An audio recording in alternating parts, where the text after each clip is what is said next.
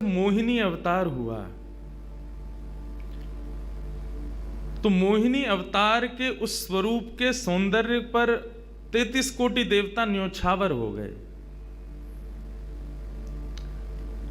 सबके मन में यह भाव आया, ये जो भी प्रकट हुई हैं ये किसी भी प्रकार से हमको हमारी गृहिणी के रूप में प्राप्त हो जाए। इतने सुंदर ठाकुर जी बनकर के आए।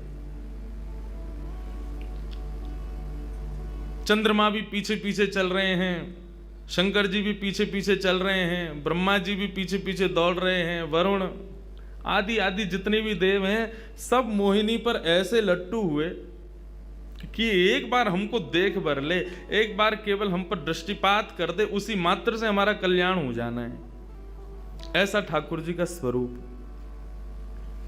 परंतु उन 33 कोटि देवताओं में एक देव ऐसे हैं जिनका मोहिनी के प्रति ऐसा कोई दुर्भाव नहीं था, और वो देव थे सूर्य।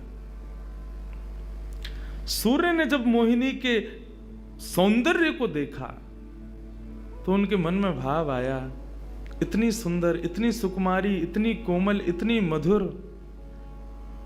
सबको तो लगे हमारी पत्नी बने, लेकिन सूर्य को लगे मेरी बेटी बन जाए, मुझे पुत्री रूप में प्राप्त हो जाए।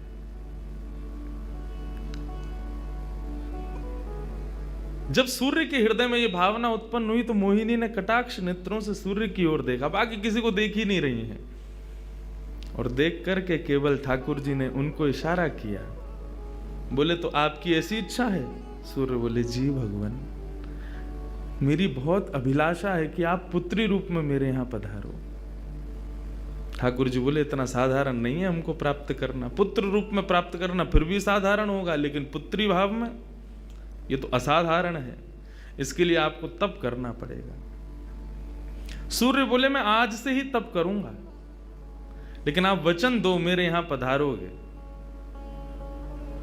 और इसी रूप में पधारोगे।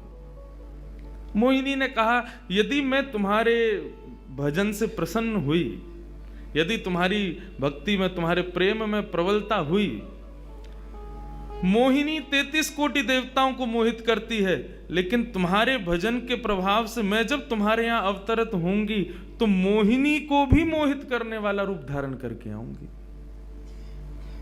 मोहिनी जिसने तीनों लोकों को अपने रूप पर न्योछावर कर दिया, वो मोहिनी भी जिस रूप को देख करके मोहित हो जाए, वो रूप आएगा आपके यहां पर। वही सूर्य वृषभानु जी के रूप में प्रकट हुए हैं, और जब वृषभानु जी के रूप में प्रकट हुए, उससे पहले एक राजा के रूप में भी आए थे, तब भी इन्होंने तपस्या की थी, लेकिन ठाकुर जी नहीं पधारे।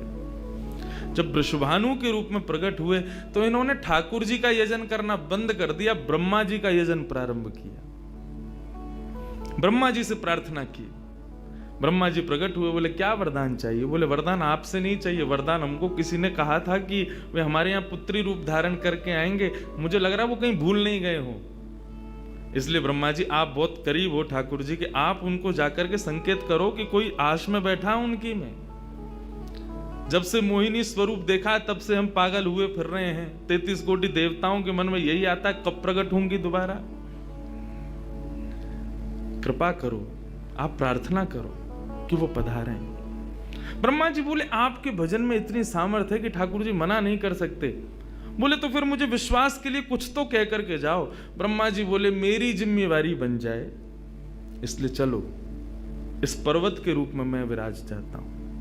और बरसाना पर्वत के रूप में श्री ब्रह्मा जी विराज गए। ठाकुर जी आएंगे, मैं जिम्मेवारी लेता हूं, इसलिए मैं ही पर्वत बन के बैठा हूं। ब्रह्मा जी ने जाकर के प्रार्थना की। ठाकुर जी बोले मैं तो सच में ही भूल गया था कि मुझे जाना है। बोले भगवान वो बहुत प्रतीक्षा कर रहे हैं आपकी। वृषभानु जी का भजन कैसा बताया। वृषभानु जी की एक ही इच्छा है कि मेरे पास जो पुत्री रूप ठाकुर जी का आवे।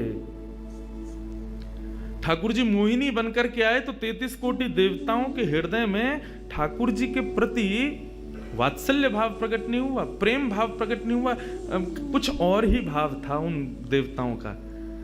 वृषभानु जी कह रहे हैं कि मैं ऐसी पुत्री पाना चाहता हूं जिसको देख करके काम नष्ट हो जाए, काम का भी मर्दन हो जाए, सामने वाले के हृदय में एक दिव्य प्रेम प्रकट हो, निष्काम प्रेम, अनकंडीशनल लव किसे कहते हैं, इसका प्रसाद पूरी दुनिया को देने वाली ऐसी पुत्री मेरे घर पधारे।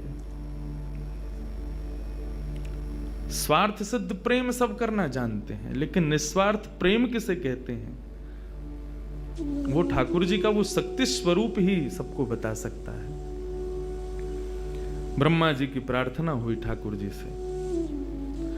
ठाकुर जी अपने वैकुंठ में विचरण कर रहे हैं, विचार कर रहे हैं कैसे करूं, नंद यशोदा के यहाँ भी जाना है, देवकी वसुदेव के यहाँ भी पुत्र बनना है, पहले से ही 4 मम्मी पापा हैं हमारे, अब ये 2 मम्मी पापा और कैसे बनाऊं, 6 माता पिता। तब ठाकुर जी विचरण कर रहे थे, तभी एक खंभ में मणि, उस मणि में ठाकुर जी ने अपना प्रतिबिंब देखा। ठाकुर जी अपना प्रतिबिंब नहीं देखते, क्यों? बहुत कम देखते हैं। जब श्रृंगार आरती होती है लाल जी की, तभी इनको प्रतिबिंब दिखाते हैं, और उस प्रतिबिंब में भी इतने इतराते हैं महाराज, उसमें भी स्वयं को देख करके खुश हो जाते हैं, वाह मैं कितना प्यारा लग रहा हूं। अपना प्रतिबिंब ठाकुर जी इसलिए नहीं देखते क्योंकि स्वयं ठाकुर जी मोहित हो जाते हैं खुद ही पर। जैसे ही ठाकुर जी ने स्वयं का प्रतिबिंब देखा, प्रतिबिंब देख के आगे बढ़े, लेकिन ठाकुर जी मन में विचार करने लगे, मुझे सबके स्वभाव प्रिय हैं, लेकिन अपना यदि देखूं तो अपना प्रतिबिंब बहुत प्रिय है। जब स्वयं को देखता हूं प्रतिबिंब में, तो ऐसा लगता है कि मानो जो सबको मोहित कर रहा है वो स्वयं को जब देखे तो खुद भी मोहित हो रहा है, क्योंकि प्रतिबिंब कभी झूठ नहीं बोलता। प्रतिबिंब का ये स्वभाव है, आप जैसे हो वैसा आपको दिखाता है।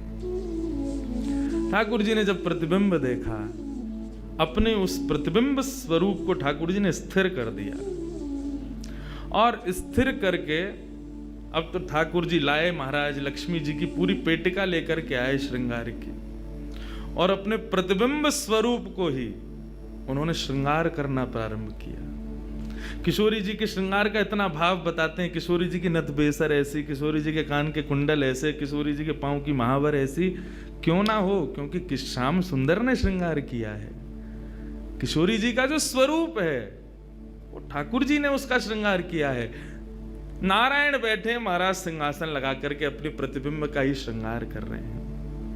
मोर पीछ हटाया, मुकुट उतार के दूर रखा, घुंघराले केशों को खोल दिया, नेत्रों में सुंदर सुंदर छोटा छोटा काजल लगाया, माथे पर एक सुंदर बिंदिया लगाई है, होठों पर निर्मल लालिमा लगाई है, गले में हार पहनाया, सर्वांगीण श्रृंगार किया, और लक्ष्मी जी की चुनरी ला करके जैसे शीश पर से चढ़ा करके ठाकुर जी ने थोड़ा सा जो श्याम रंग है उसको जैसे ही गौरवर्ण किया, वैकुंठ के उस प्रतिबिंब में से मानो जैसे सूर्य चंद्र का एकाकार रूप प्रकट हो गया हो, इतना तेज पुंज प्रकट हो गया कि ठाकुर जी भी अपने नेत्रों को छुपाने लगे।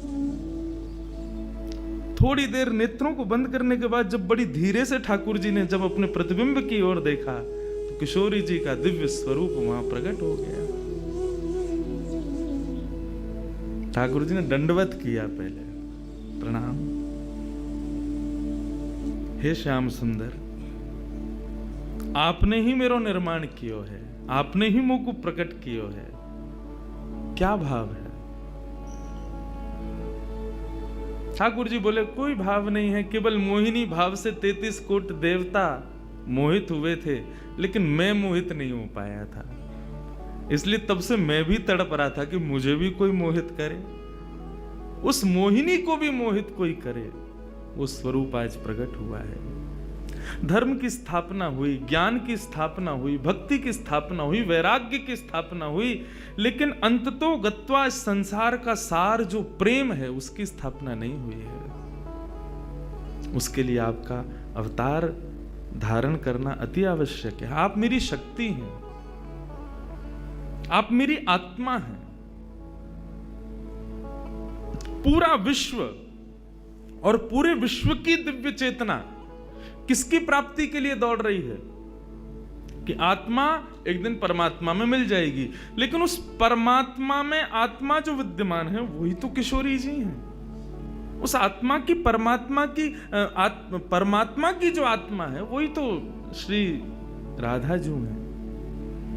लोग उनके रूप को नहीं समझ पाते। किशोरी जी से प्रार्थना की ठाकुर जी ने कि आप पधारो और प्रेम की स्थापना के लिए आप भूमंडल पर सूर्य के ही अवतार वृषभानु जी के यहां पर आप अवतरित हो। तब किशोरी जी ठाकुर जी की बात मान करके और वृषभानु और कीर्ति के यहां पर अवतरित होती हैं।